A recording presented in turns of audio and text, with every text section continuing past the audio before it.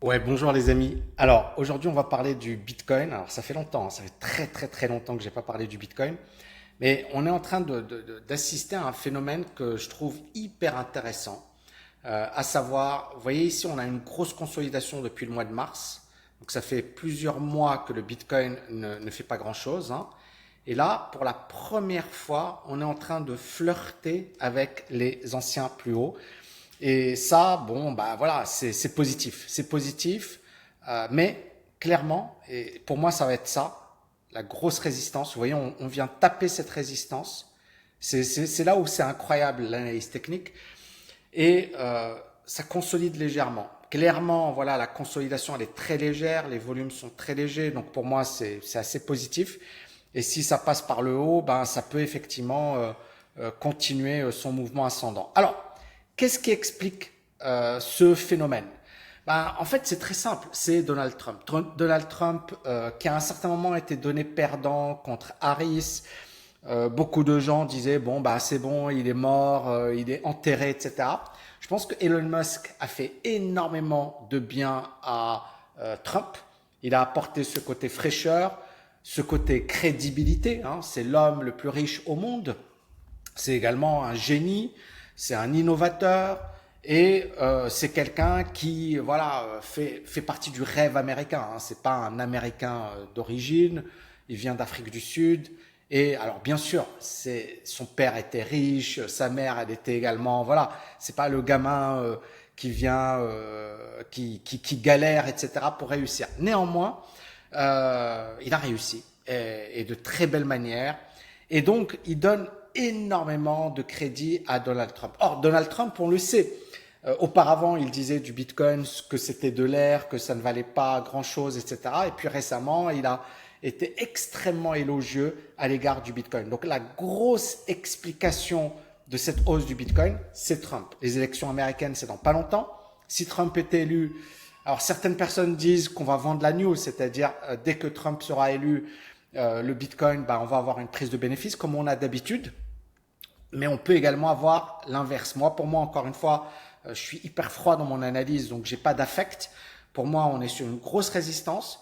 Le Bitcoin, pour le moment, tient bien, hein, c'est-à-dire un marché qui s'effondre ne fait pas ça, d'accord? Donc, on est dans un marché qui tient bien. Maintenant, pour moi, la grosse zone de support, elle se situe ici, à 51 000. Tant qu'on évolue au-dessus, d'accord? Pour moi, on est haussier, d'accord? Maintenant, si on casse cette zone, là, ça passe vendeur. Alors, bien sûr, certaines personnes vont dire, oui, mais il faudrait savoir, bah, parce que je suis en train de lire un bouquin que j'adore, How to Trade in Stocks, Jesse Livermore, le plus grand trader de tous les temps. À tel point qu'à un certain moment, je pense le crack de 1907, il était vendeur sur le marché, d'accord? Il shortait le marché à fond la caisse. JP Morgan, hein, qui est quand même le banquier américain le plus célèbre, et aujourd'hui JP Morgan, c'est la banque d'affaires américaine la plus connue. JP Morgan a envoyé ses émissaires, ils ont supplié Jesse Livermore d'arrêter de vendre le marché. D'accord? Donc Jesse Livermore, c'est vraiment, si on veut, il y a pour moi les deux grands Warren Buffett, d'accord? C'est plus un investisseur long terme, c'est pas un trader, c'est un investisseur long terme. Et Jesse Livermore, en termes de trading, il n'y a personne qui lui arrive à la cheville. Mais vraiment. Et Jesse Livermore, donc tu as les mecs de JP Morgan, ils supplient Jesse Livermore, s'il te plaît, arrête de vendre le marché. Et Jesse Livermore, il y a une phrase qui est très puissante qui dit il faut être patient. Ça ne sert à rien d'anticiper un mouvement. Il faut que le marché te dise c'est le moment d'y aller. Et c'est pour ça que je fais ces analyses. C'est-à-dire que certaines personnes, de toutes les manières, quoi que tu dises, ils vont te dire ouais mais non, c'est que vous n'avez rien compris au marché. Et malheureusement, je ne pourrais pas vous éduquer parce que ça me prendrait des années et des années et j'ai pas le temps pour ça. Donc clairement, pour que le marché redevienne vendeur, il va falloir casser ce niveau. D'accord? Tant qu'on évolue au-dessus de ce niveau, il n'y a pas de danger. D'accord? Et le marché pourrait être amené à monter. Pour le moment, moi, j'ai un biais acheteur sur les cryptos. Ça pourrait bien évidemment changer si Trump n'est pas élu, si on a... Pour le moment, le marché me semble acheteur. Premièrement. Deuxièmement, Là, j'ai envie de revenir sur une action dont j'avais parlé l'année dernière. Hein, j'avais dit qu'elle était hyper intéressante. Et cette action, effectivement, a littéralement explosé à la hausse. Hier, on a eu apparemment une nouvelle très négative, comme quoi un comptable, un auditeur, aurait démissionné et aurait expliqué qu'il y avait des doutes par rapport au compte de SMCI. Et ça, c'est très grave. C'est-à-dire que quand vous avez un auditeur ou un comptable qui vous dit que il y a des doutes, il y a un problème. Alors, et c'est là où on en arrive à l'analyse technique.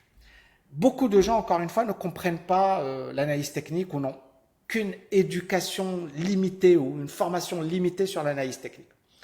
Ici, que nous disait l'analyse technique? D'accord? Vous voyez qu'on est dans une tendance baissière. On est dans une tendance baissière. Et là, bien sûr, il y a les résultats qui arrivent, il y a cette nouvelle que personne n'avait, mais là, SMCI valait 125 et avant cette baisse, ça valait 47, c'est-à-dire ça avait déjà perdu plus de 50% de sa valeur. Et donc, beaucoup de gens, ils vont vouloir acheter une action parce qu'elle a baissé. Mais parfois, une action baisse parce que les fondamentaux ont changé ou parce qu'il y a des mauvaises nouvelles qu'on n'a pas. Et ici, clairement, c'est pas une action qu'il fallait acheter. Contrairement à une action comme Nvidia, où, vous voyez, on est au-dessus des moyennes mobiles, on a clairement une tendance haussière. Donc, bien comprendre une chose, c'est que parfois, le marché, et c'est là la puissance de l'analyse technique, ça vous donne une information. Ça vous dit, s'il n'y a pas d'acheteur, ça veut dire qu'il y a quelque chose qui nous manque. Donc, si les fondamentaux sont extrêmement positifs, par exemple sur SMCI, on ne peut pas dire que ce soit une action pourrie, d'accord? On va revenir ici sur le chiffre d'affaires, les résultats. Vous voyez, en 2024, le bénéfice est de 1,2 milliard. Le chiffre d'affaires est de 14 milliards. Il est passé de 7 milliards en 2023 à 14 milliards. L'action a fait x2 en termes de chiffre d'affaires. Magnifique. Et le résultat a également fait, et il est passé de 600 millions à 1,2 milliard, le résultat fait x2. Donc, c'est une entreprise exceptionnelle, d'accord? Et vous voyez que cette entreprise, depuis des années et des années et des années, son chiffre d'affaires, c'est-à-dire ce qu'elle vend, augmente et le bénéfice également augmente. Donc, il n'y a aucune année négative. Donc, ça, c'est ce qu'on appelle une entreprise exceptionnelle. Donc, quand vous avez ça, normalement, ça continue jusqu'au moment où ça s'arrête. Et ça s'arrête comment? C'est généralement l'analyse technique qui va nous donner l'info, pas les fondamentaux. Les fondamentaux sont toujours en retard. Et donc ici, ce qui est intéressant de noter avec cette action, c'est qu'on avait déjà, regardez ici, déjà des news négatives avant même la publication des résultats. Et là, ici, vous voyez, annonce, les résultats sont négatifs. Ici, vous voyez, mauvaise surprise. Mais auparavant, c'était positif, et la mauvaise surprise, elle arrive ici. C'est-à-dire, bien après la baisse, le titre a déjà baissé de 61% quand on a l'annonce négative ici. Et donc, vous voyez que les fondamentaux sont en retard. Et c'est pour ça que beaucoup de gens insistent sur les fondamentaux, et je le comprends, d'accord, c'est très bien. Moi-même, dans ma méthodologie, j'intègre les fondamentaux, mais ces personnes... Et je le dis et je le répète, analyse technique supérieure à l'analyse fondamentale. C'est-à-dire que si l'analyse technique n'est pas appuyée par n'appuie pas les fondamentaux, oubliez les fondamentaux. Il y a quelque chose qui manque dans notre équation. Et un autre exemple du Lingo, donc cette action, elle a littéralement explosé à la hausse. Et cette action, voilà, fondamentalement, elle est bien et techniquement, elle est également bien. Vous voyez ici, le chiffre d'affaires qui augmente et les bénéfices également qui augmentent. En 2023, on était négatif sur le bénéfice. C'est passé de moins 59 millions à plus 16 millions. Et le chiffre d'affaires a également fortement augmenté. Donc, bonne action. Voilà. Et puis, je reviens rapidement sur les indices. Donc, ça reste haussier, d'accord? Ça reste haussier en ce qui me concerne. On voit qu'il y a une consolidation. C'est pas méchant, c'est-à-dire c'est normal que ça consolide. Maintenant, il y a de l'attentisme. Je pense que les élections, elles vont donner le là. Alors, après, la question qui se pose, c'est est-ce que, on me l'a posé souvent, t'as mis si Trump est élu, qu'est-ce que ça va faire à la bourse? Si Harris est élu, qu'est-ce que ça... On s'en fiche. En fait, le plus important, et c'est là où vous devez bien comprendre, notre but, c'est pas de faire de la prévision et de faire du Madame Irma, etc. C'est d'essayer de repérer des configurations où on va avoir un avantage. D'accord? Si Trump est élu, le marché doit monter, normalement. Mais si Trump est élu, le marché baisse, c'est pas bon. D'accord? Et c'est comment la baisse va se former et c'est également quels sont nos niveaux. Pour le moment, le SP est haussier. Alors, regardez, le RSI, il est haussier. Ici, on va retirer ça. Le RSI est haussier. Les moyennes mobiles sont haussières. Tout est haussier. D'accord? Et vous voyez bien que depuis ce point bas en août, c'est bon. D'accord? Maintenant, c'est là où il ne faut pas anticiper. Pour le moment, c'est haussier. À quel moment on va passer vendeur? Et c'est là où vous commencez à avoir des gros niveaux. Par exemple, il y a ce niveau, 543, 520. D'accord?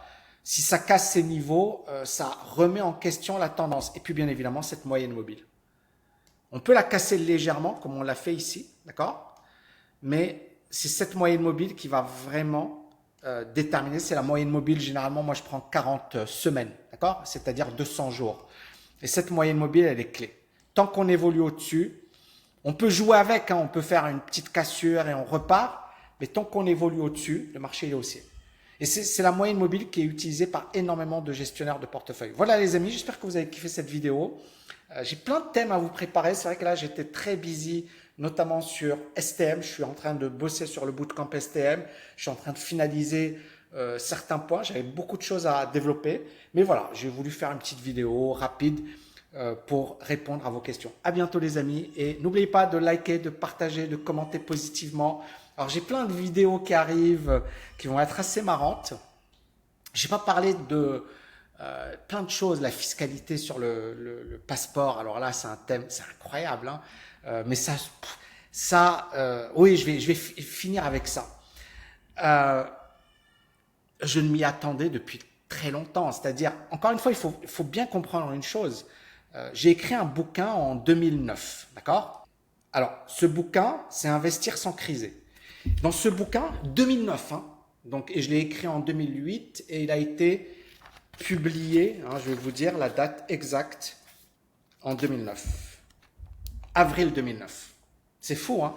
Et il a été publié à la fin du krach boursier, hein, parce que mars 2009, le marché a...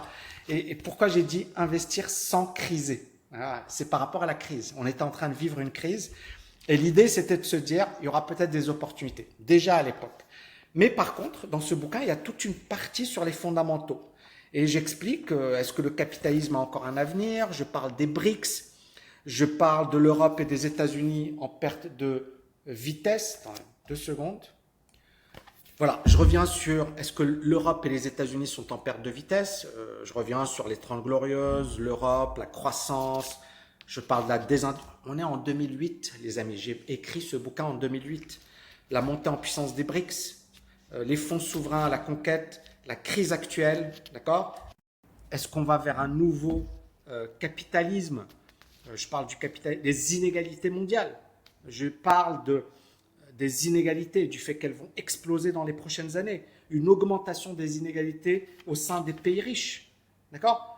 Un accroissement des inégalités entre pays. Tout ça, j'en parlais dans ce bouquin, d'accord? 2009. Alors, est-ce que ça veut dire que j'ai prévu tout ça? Non, mais il y a des choses qui étaient évidentes. Le fait qu'on allait avoir une démographie déclinante, un vieillissement accéléré de la population. Tout ça, les économistes, ils en parlent depuis les années 2000. Il faut bien comprendre une chose, ça ne date pas d'aujourd'hui.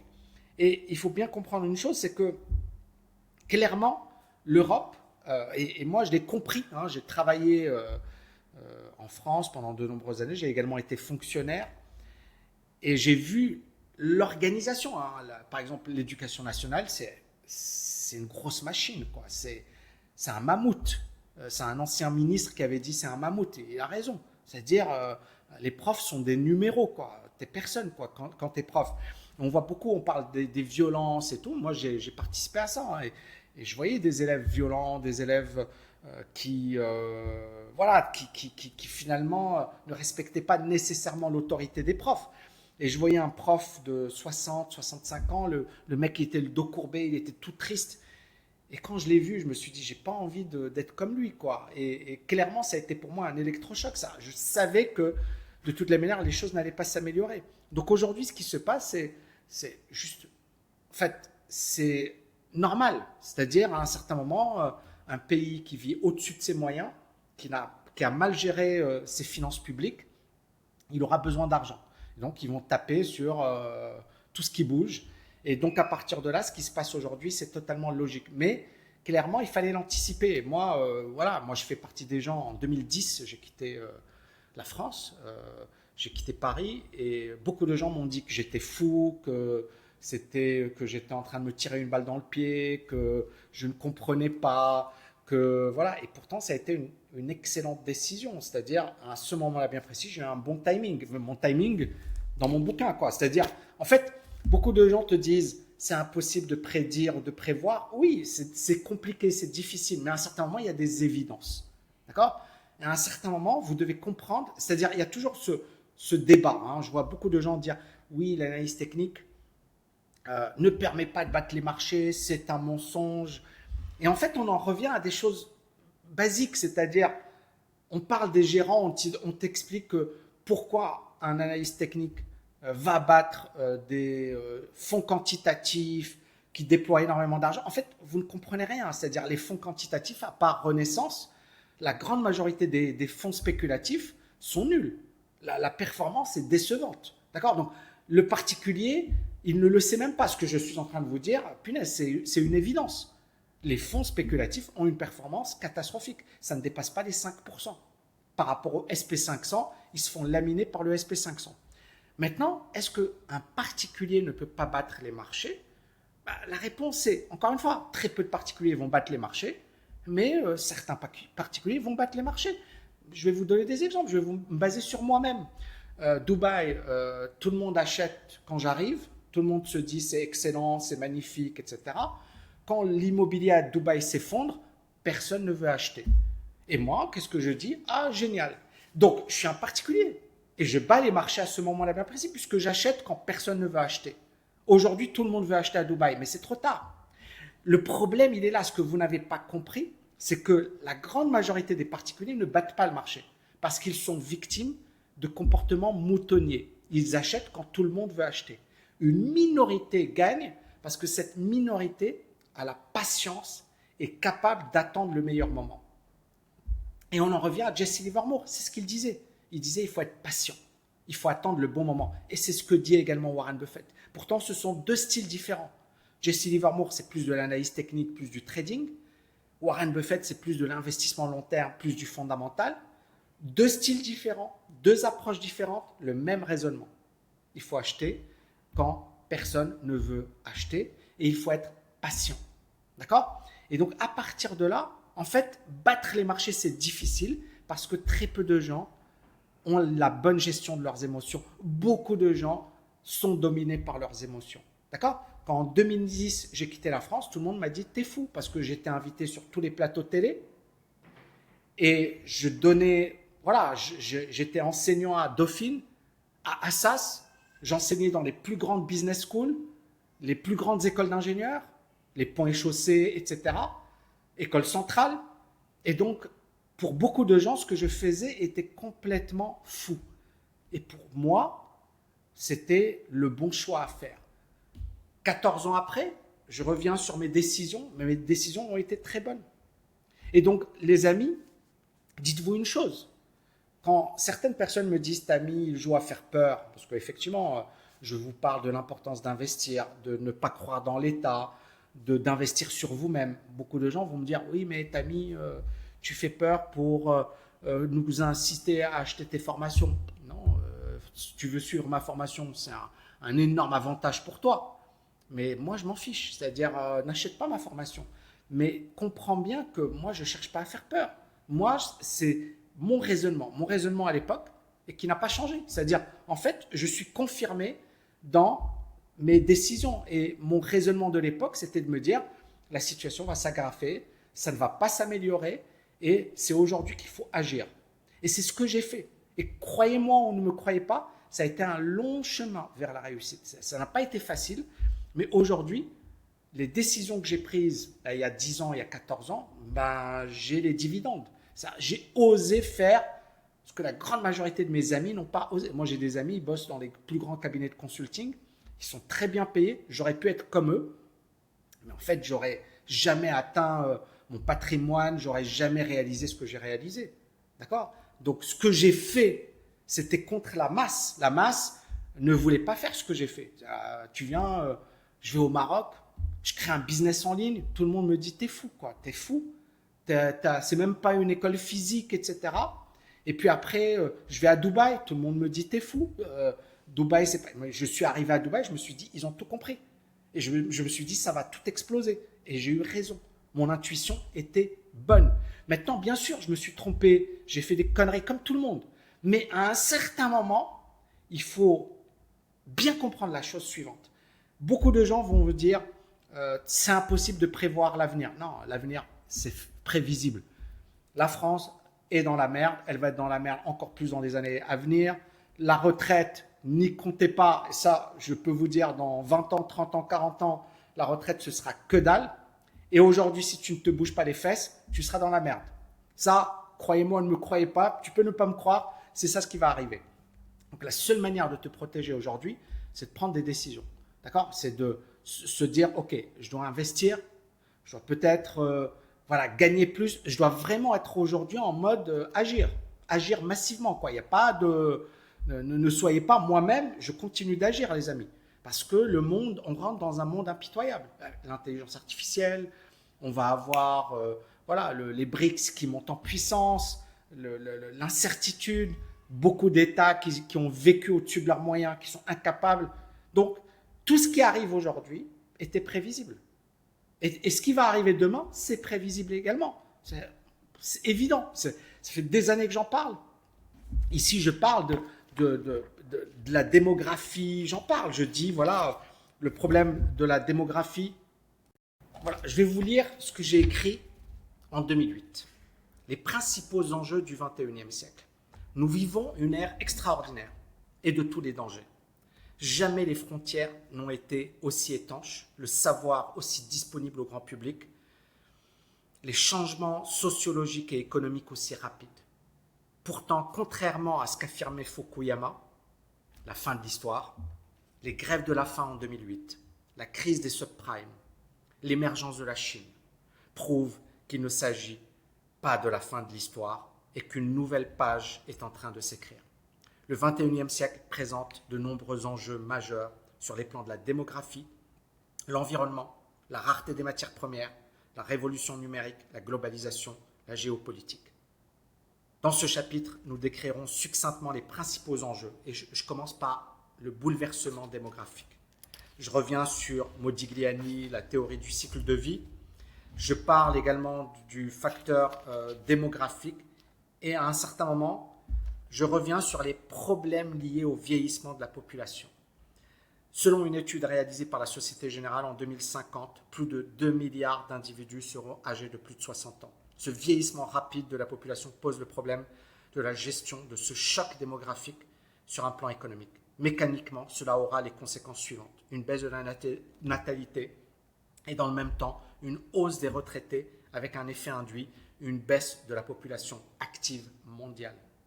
Nous sommes en présence d'un vieillissement inéluctable de la population dans les pays développés à économie de marché qui posera un problème majeur de financement des retraites.